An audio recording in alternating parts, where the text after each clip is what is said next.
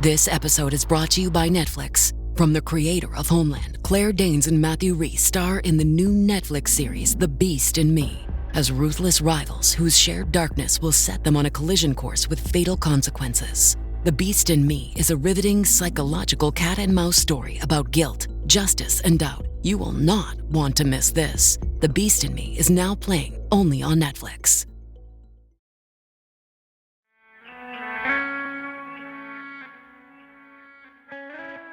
Welcome to Hear Her Sports, the Female Athlete Podcast. I am your host, Elizabeth Emery. Again, I am delighted to be here.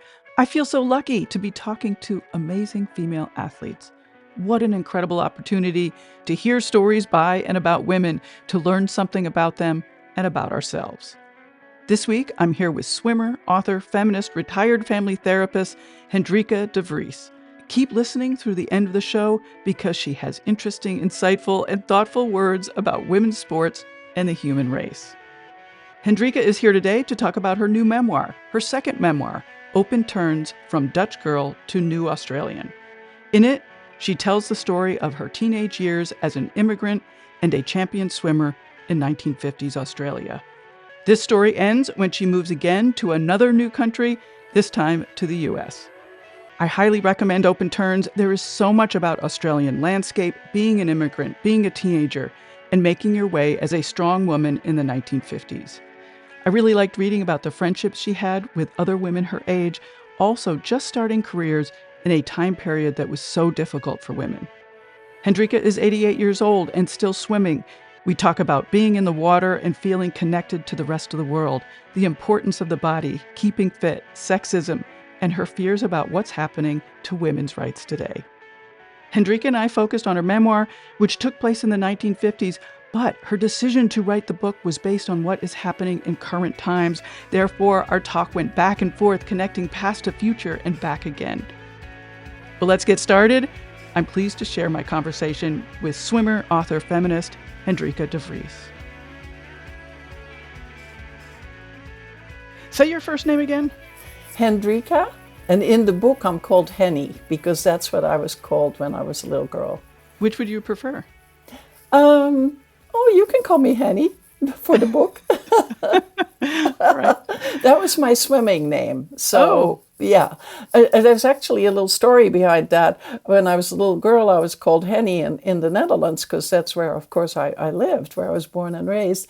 And then when we moved to Australia, it was still Henny, but it was spelled with a Y instead of an I-E. In Holland, It was spelled with an I-E. Then when I came to the United States and I became a psychotherapist, everyone said, you can't be called Henny because that's like Henny Penny, the sky is falling down. That's not a good name for a therapist. So I took back my born name, my birth name, Hendrika. but my family and close friends call me Henny. So, well, I will call you Henny because it sounds like it's sort of your swimming name. So it is my swimming name. Yes, right. Yeah. Well, hi, Henny. Thank you so much for being on the show. I appreciate it. Oh, it's a pleasure. It's my pleasure to be here. Thank you. Well, your second memoir, Open Turns, was recently published, and that's primarily why we're going to be talking today. Although I bet we sort of go off a bit. But tell me about writing Open Turns. Why you continued the story that you started in your first memoir, when a toy dog became a wolf and the moon broke curfew. Well, yeah, that's an important question about this book. Actually, I wrote my first memoir because the story as sort of the situation in the world evolved, and I became a little scared about women's rights being set back again. I thought that my childhood story of growing up in Amsterdam during the World War II occupation was important. So I wrote my first book with that in mind. But that book was such a surprising success. It won awards. People started then clamoring for my next book. Now, my first book ends with my family emigrating to Australia after the war. So the emigration is kind of a result of having lived through and survived the World War II. And so people started asking me, what was it like to be an immigrant family in Australia in the 1950s? What happened there? Did you live in the outback?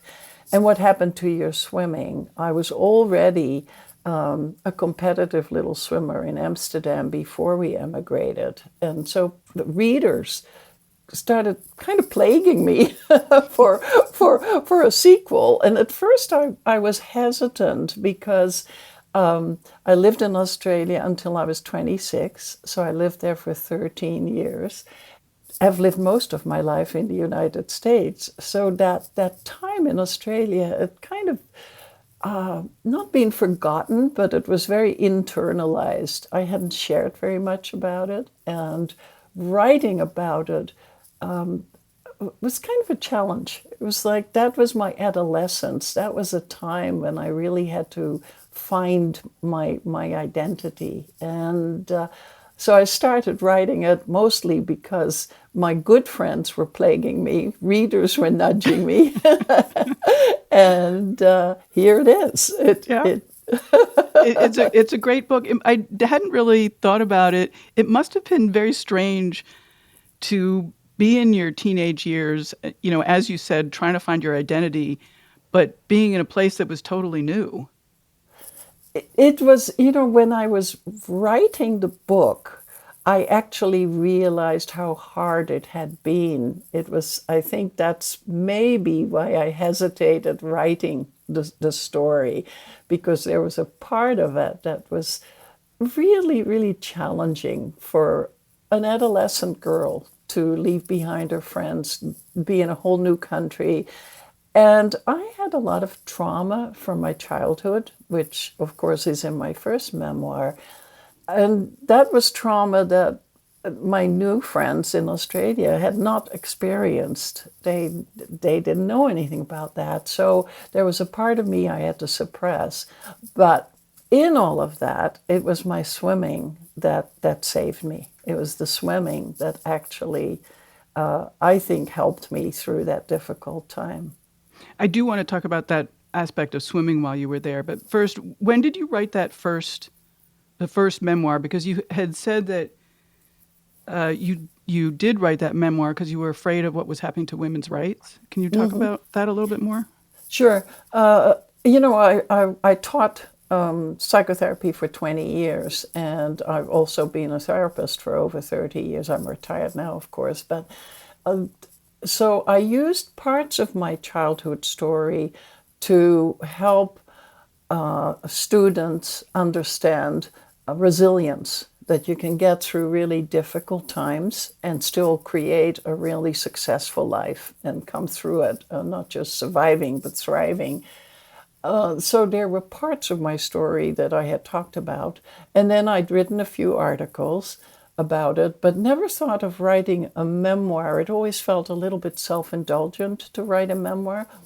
But then in 1993, I went back to Amsterdam and I worked with a Jungian analyst and worked on my story. And I created kind of a manuscript for myself and the family about my experiences there, that my mother having been part of the resistance and us having hidden a Jewish girl during the occupation. But still, it was still sort of a personal manuscript, not ready for publication. But then in 2017, quite frankly, when I saw the Charlottesville, the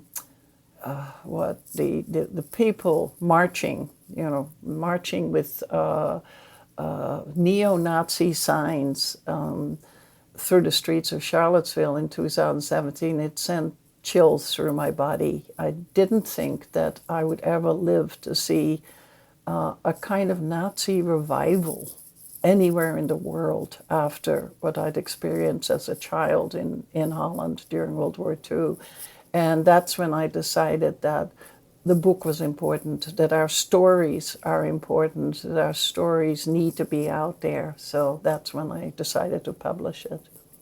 What place, since you have written a memoir, what place do you think your stories or everyone's stories have, to like retain history and retain memories and pass on memories for your family, your friends, for women in general? Oh, I think memoirs are crucial in our history, or I call it then her story. Women have always sort of perpetuated history through the more oral tradition of talking, of sharing. Coffee clutches we shared. Yeah, a lot of it was gossip, but it passed on family information. And I come from a family that did a lot of talking. Both my parents came from very large extended families, and everybody talked a lot. So there were a lot of stories, and I think our stories pass on the human aspects of our wars and our political struggles. When I was a young girl in Lyceum in Holland, I remember learning history, and it was all about dates and facts and wars and who won, and it was factual, but it didn't portray the human struggles. And I think memoirs are so important in how we as human beings live through all these ups and downs, so these fights, these wars, the way we treat one another. So for me, I think memoir is a crucial part of our human history, and especially for women who, until very recently, were not really represented in literature and history to the extent that they ought to have been. Hear Her Sports is a podcast of stories and stories about women by women. And so I think about this all the time. And I've been thinking lately, given what's going on in this country, I worry about Title IX. So I'm really curious now to talk to women who were around prior to Title IX, sort of giving perspective of what we could expect or what we should fear. Well, especially, and I think, my second book deals with sports in Australia and also as a child in Holland. And so I'm not sure what it was like in the 1950s here in the United States before Title IX. One of the things that happened in Australia for me was Australians love sports. And here I was a teenager, and I was a very good swimmer. I was a fast swimmer. And they also love people who are good at the sports. There's a real team spirit about being in sports. So swimming was a way in Australia where I could fit in. I could find a place of belonging, even though I was an immigrant. And, I was still struggling with the language. I had a different background. But in the pool, I was just one of the swimmers. And it gave me a place of belonging that was very important. And women in swimming were valued in the 50s in Australia, except there were some problems with the medical profession. And I have a chapter in my book about having some female problems, some menstrual problems, and seeing a medical doctor and being my parents and myself being told that I was probably swimming too hard. I was a girl, and why was I exerting myself? And that was probably why I was having problems, I laugh, but it still happens today. I mean, there's so many sports that are being held back on the women's side for very, very similar fears. Well, what is so interesting about it is, since I'm now in my 80s, and I'm swimming. I swim. My husband and I swim. We swim in the local pool at the YMCA, but I still swim my butterfly, and it's like it feels so good. And when I swim my butterfly, which of course is a strenuous stroke, and I'm really happy if I can just do a couple of laps with it and feel good about still being able to do it. I think back. And I think back to this doctor telling me that as a girl I shouldn't be doing all that swimming, as if that was going to ruin my life or somehow. And I'd like to step back and say to him, "See, I'm in my 80s and I'm still swimming butterfly." I know it sounds very childish, but it feels No, it's good. amazing. You talked about belonging, and I want to read a quote from your book. Okay. I began to feel a sense of belonging, not belonging in either Holland or Australia, but a belonging in my own body. I had forgotten how much I loved the sensation of the cool, silky water against my bare skin. I traversed the pool from one end to the next and back again with a smooth breaststroke, and I experienced the sensual exhilaration of rediscovering my own physical strength and aliveness. I love that. Oh, I love hearing you read it. That's lovely. Yeah. Yeah, that we had the first year when we arrived in Australia, we were in the bush and there was no swimming pool. So I hadn't been swimming. And it was actually when I first went into that pool, I can still remember that sensation today. It felt so good to feel the strength of my body. It was almost like a coming home to my body, so that girl that I had been in Amsterdam, who had already won races with swimming and who felt the strength of her body, could I could feel her again. And I'd kind of lost her in the months in the bush where there was no swimming pool, and I just had to adapt to a whole new country with new language, new environment. And so coming home to my body in the pool and feeling that sensation of being in the water, of moving through the water, feeling my own strength, just being with me gave me a sense of identity again. I think sports is so interesting for women because of that. We're often so scrutinized or whatever it is. There's all this stuff about women's body. And sport is a moment where we can really understand what our body is for. I think that's so true. And I was very fortunate. My mother was a speed walking champion and runner in Oh, I Holland. didn't. That's awesome. Wow. Yeah, she was a champion, and she always used to say to me, "Listen to your body." And so and my dad was a strong swimmer, and he really respected strong women. They had a very good, strong relationship, and where he respected her strengths. And so I grew up with that feeling of honor your body. Listen to your body. The body was important. It was honored in a way where that I think a lot of people don't grow up with. But because my mother was so involved in sports, I often think it was because she had 7 older brothers and she learned to box with them, and so she had that environment, in Holland.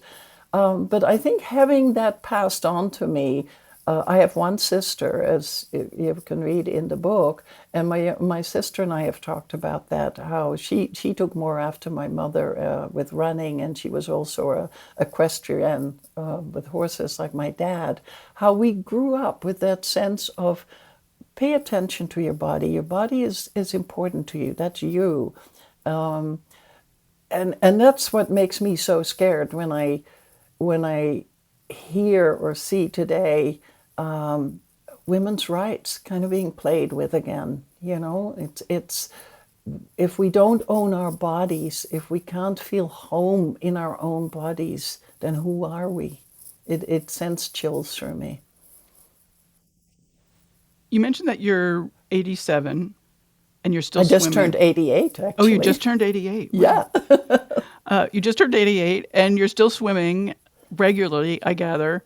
Yes. Talk a little bit about, what swimming means in your life now. I mean, I assume you're slower than you were. Oh, yes. But does it sort of hold a similar place in your life? Well, let me think about it a little bit. Moving my body has always held a very important place in my life. Like I said, because my mother was a speed walker and she believed in walking. And so we always walked a lot. We walked everywhere. I swam regularly. So throughout my life, moving my body has always been primary.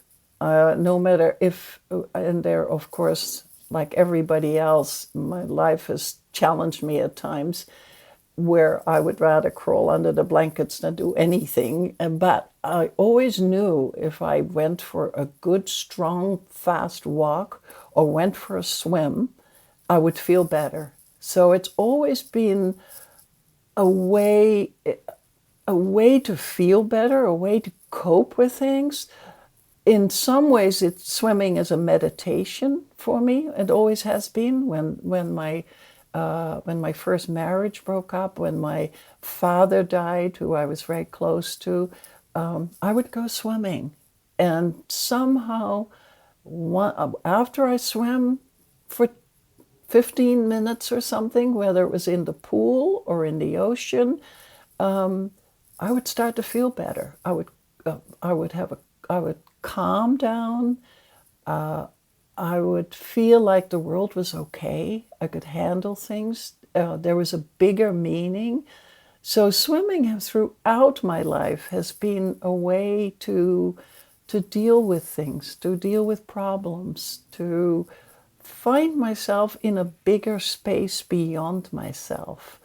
It's almost like the water then enfolds me, and it's not just me alone. I'm connected to everyone, and I actually have a funny story about that, or a tender story.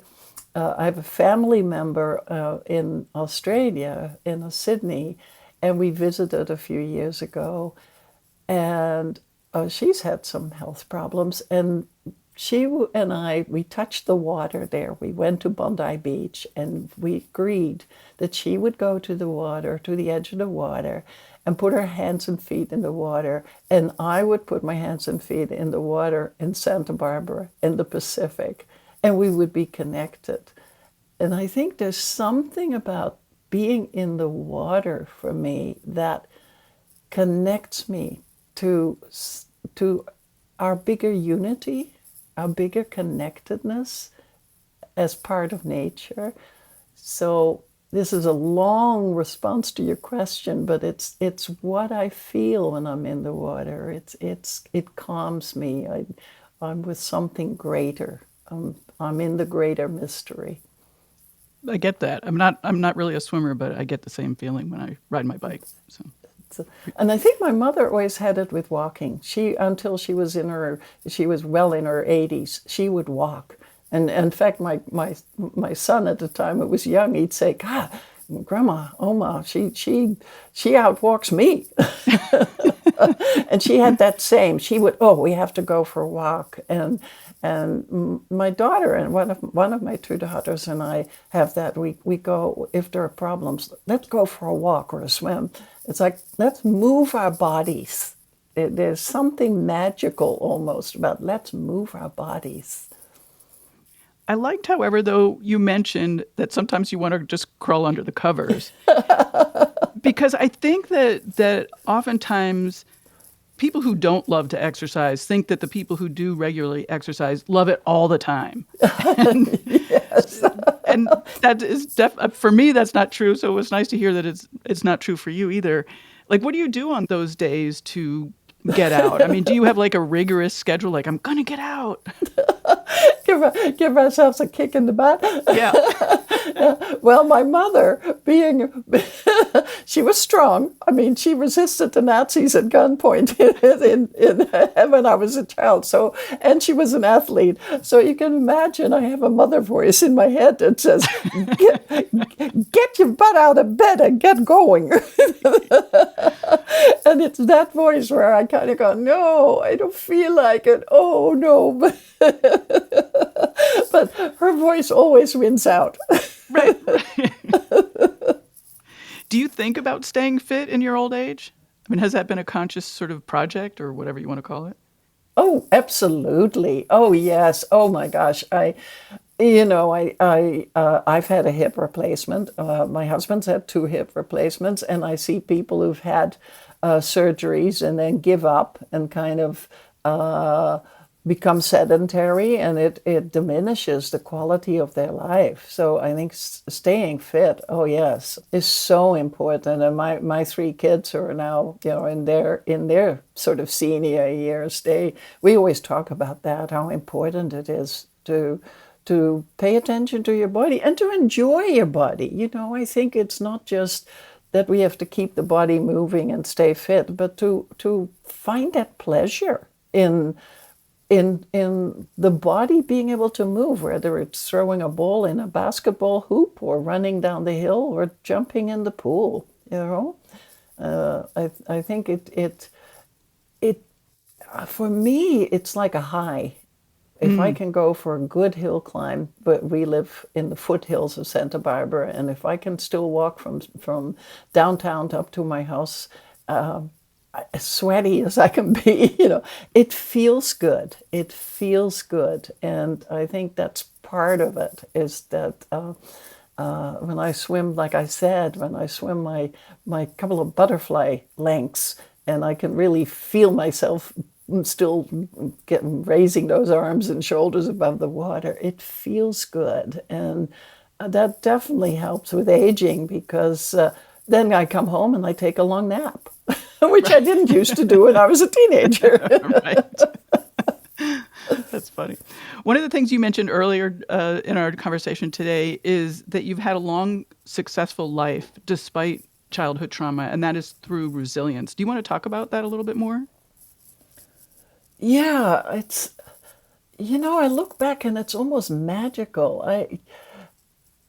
There were a lot of struggles. I mean, I had a hard childhood, nearly died of starvation, saw a lot of cruelty, and then had to adjust with the immigration to a new country. And then again, moved with my then Australian husband to America, and that was a hard second immigration. That was a big adjustment too. And then I lost my dad, and the divorce and losing my dad were a really difficult time of my life.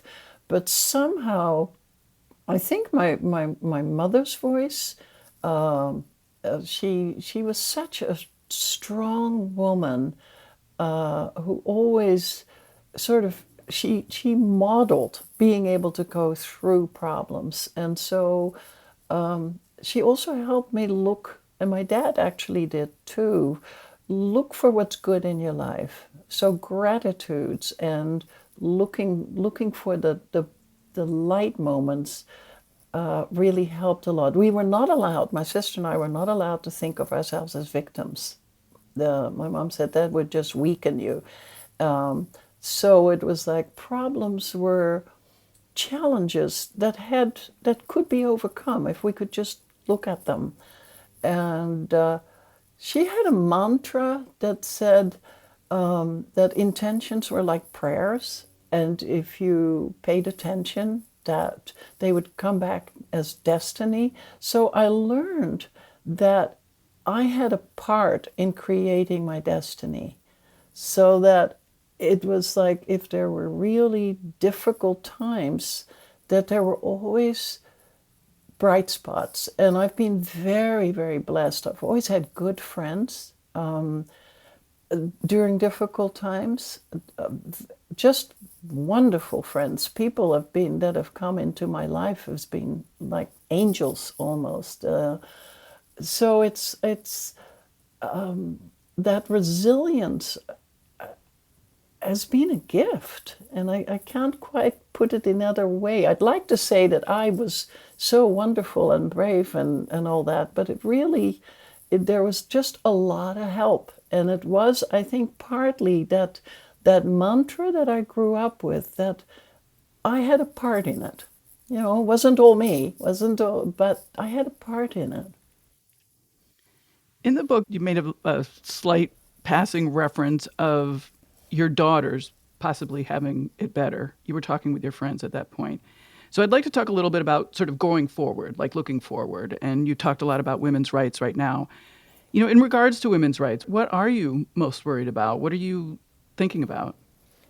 Oh, don't even get me started on my fear that we're slipping back to those wonderful old days when girls were groomed to be just wives and mothers. There was no birth control. Married women couldn't be hired in most workplaces. We couldn't have a credit card. We were groped on buses, and I just saw the story of the Mexican president being groped in Mexico City, and it just took me right back to when we were young girls, and we were just objects, and the chapter I have in my book about the doctor telling me that I was a virgin and he couldn't examine me because I would be secondhand goods to my husband. I mean, there were.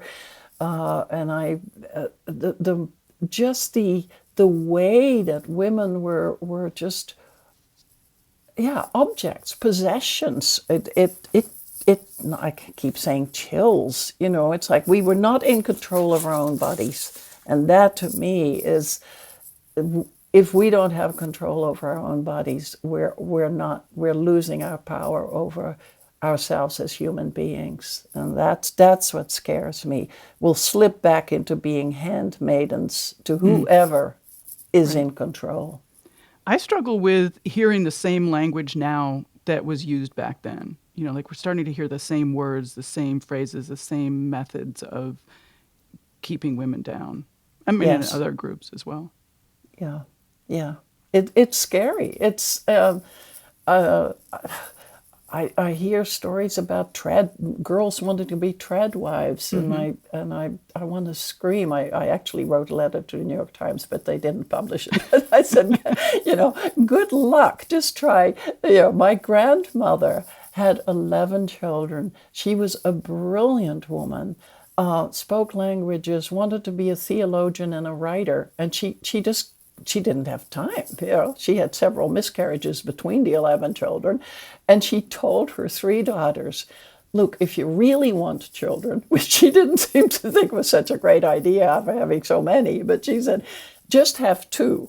And each one of her daughters, including my mother, had 2 children, or one had 3 because one of the births was a twin. Well, they listened to her anyway. They listened. We have very strong women in my mother line. Very strong women on both sides, actually on my father's line too. They had to be. But this was the thing. If women don't have birth control, if women aren't in charge of their bodies, if women can't follow careers, if they're just I end my book before I came to America, I end my open terms with leaving Australia, and my friends who all had dreams of singing and writing and flying and we got married, and boom, we were told we couldn't work anymore because we were married now and we had to stay home. Yeah, that was a very sad part of the book, I thought. Oh, when I was writing the book and remembering that, it was like, wow, do young women really want to go back to that? Do they even realize what that was like? What was your impression back then during that time, and all of you having to stop what you were dreaming about? Well, I think at first, I grew up within that setting, and I talk about that impression in the last chapter of my book, how my mother was so happy that I had a good life. I had children, I had a beautiful home. It was like, you've reached the pinnacle of where we want to be. But I felt very confined in being the housewife. And I loved my job at the newspaper. I really enjoyed working at the newspaper. I loved the stories. I loved being in the news. And suddenly I was at home. I think the first couple of years weren't so bad. I wasn't so aware because I had 2 children right away. And I loved being a mother. I always have loved being a mother. So I loved my children. I loved being with them. But, they weren't they were little children, and I missed being in the intellectual atmosphere of the newspaper. So there was a sense of loss and a sadness. And there was always, because I grew up with that mantra of intentions, there was always the feeling that I would go back to finding something. I would do something. That the intention was that there was hope. There was something I could do. And that was when we emigrated to America. And I realized that American women at that time, we landed in America in the middle of women's liberation. So that was a whole other adjustment after having been, a stay-at-home mom in Australia. But it opened up opportunities. And I just couldn't wait to get back to college and get my mind working again. It's interesting that back in Australia, both you and your mom were sort of excited about sort of reaching, as you said, the pinnacle. I think that's the word you used. And, we're sort of sucked into that mindset. It was sort of like my mom had been through the hardship of World War II and the economic struggles after World War II in Europe. So that here we were in Australia. I was married. We had bought a home in the suburbs. It was sort of the 1950s dream. The home in the suburbs and I had a boy and a girl, my first two children. I then had another girl. So it was like, oh my gosh, I was Perfect. a success, And I was and I would feel, well, why don't I feel like a success? Why don't I feel like it? So that was the struggle. What was missing? And I think there wasn't the awareness yet, the total awareness, but something was missing. And then feeling guilty. Oh my gosh, did I want too much? Right. It's Yeah. but I did continue to swim, and that helped. I did continue. I taught my kids. I was swimming in the ocean till I was 7 months pregnant, and I did teach my kids to swim when they were very young. So again, being in the sports, being in the body did help, but there was that feeling of what am I missing? What is not being addressed here? And that, I think, also led to my becoming a therapist and going into psychology in my later years. Mm-hmm. Do you follow women's sports now? Oh, yeah. Yeah. And Ledecky, Ledecky, I was in the pool with her. It was like during in my mind, in my fantasy. Yeah, I believed you. It's like, how come she does that little kick and she can be so fast? Wait a minute, what is she doing? Right.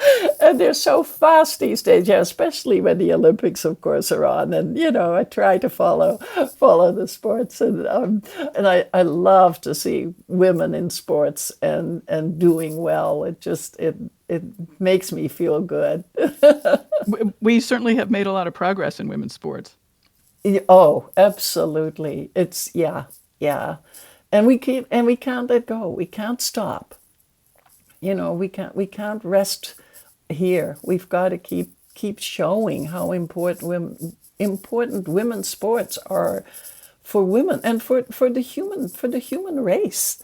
I think it's not just for women, it's for the human race. It's like I said, my dad really admired strong women, and I have a son and a couple of grandsons, and now a little great grandson, and they're males who respect women and enjoy women as equals. So my husband and I swim together. I think it's an important part of who we are as human beings. Well, I am going to stop right there. That's a beautiful way to end. And I have enjoyed this conversation so much. Thank you. Oh, what I have to say, I love your voice, Elizabeth. You have such a warm, soothing voice. I felt like I'd known you for years just because of your voice and being you're so kind. Thank you. Yeah, it's true. It just felt really, I felt like I could just open up and talk with you as if I had known you for a long time. So thank you. Well, thank you.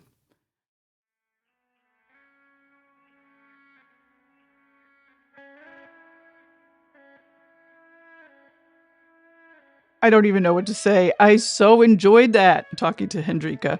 I'm so lucky to have met her and to share everything we spoke about with you. And thank you for being here. I know I said it in the last episode, but I will say it again. It is a real joy to be back talking to such fabulous people after our annual break. I find these conversations are a bit of light and intelligence in some difficult times. And I'm glad Hendrika talked about the importance of stories for women, because her words and thoughts on the subject were beautiful and, of course, very applicable to Hear Her Sports. Get more from Hendrika by ordering her memoir, Open Turns, from our bookshop page at hearhersports.com/books or via the books tab at hearhersports.com. You can learn more about Hendrika on her own website at agirlfromamsterdam.com. A link to that is in the show notes page on our website. And if you are new to Hear Her Sports, a big welcome. Thank you for being here. There are so many athletes and sports to discover in all of our past episodes. There are so many. Some of my favorites are on a Spotify playlist called, you guessed it, Favorites. For those of you who enjoyed Hendrika discussing swimming at 88 years old, there is an Aging Well playlist. All playlists are most easily found from the playlist tab at hearhersports.com. And to support what we do on the show, go to the donate or support tabs. Well, that's it for now. So I will see you in 2 weeks. Bye-bye.